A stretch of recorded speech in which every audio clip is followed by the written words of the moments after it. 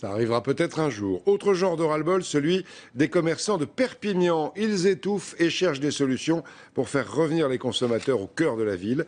Ils veulent stopper surtout l'hémorragie des fermetures. À Perpignan, Jean-François Garcia et Nicole Chastagnier. Peu de monde ce matin dans les ruelles de Perpignan, mais une affichette apposée sur de nombreuses vitrines en dit long sur l'état d'esprit des commerçants du centre-ville. Ils sont en colère car, selon eux, les PV pleuvent ici. Ils sont là depuis 2 minutes, ils prennent déjà une contravention, donc ça décourage fortement les clients de venir en centre-ville.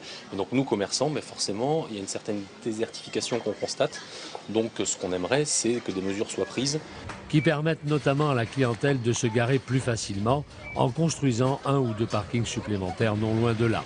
Le stationnement à revoir donc pour eux, mais aussi la multiplication des grandes surfaces en périphérie.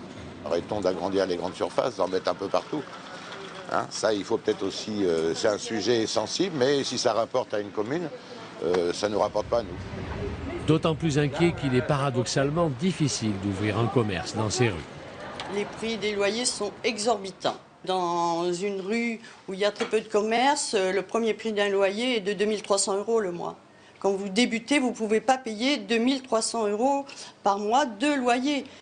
En fait, en plus de la grogne, une sorte de SOS lancé aux élus. En attendant, dans les rues, leur requête semble bien comprise.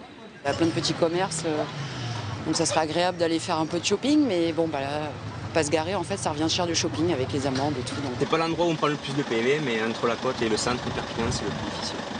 Des difficultés qu'il est possible et nécessaire de surmonter selon ces commerçants qui ne veulent pas, à leur tour, fermer boutique. Des dizaines de milliers de manifestants hier à Paris, 3 jours avant le vote solennel de la loi sur le mariage homosexuel à l'Assemblée. Manifestation bon enfant de 270 000 opposants ou 40 000 selon la police. Mais dans la soirée, alors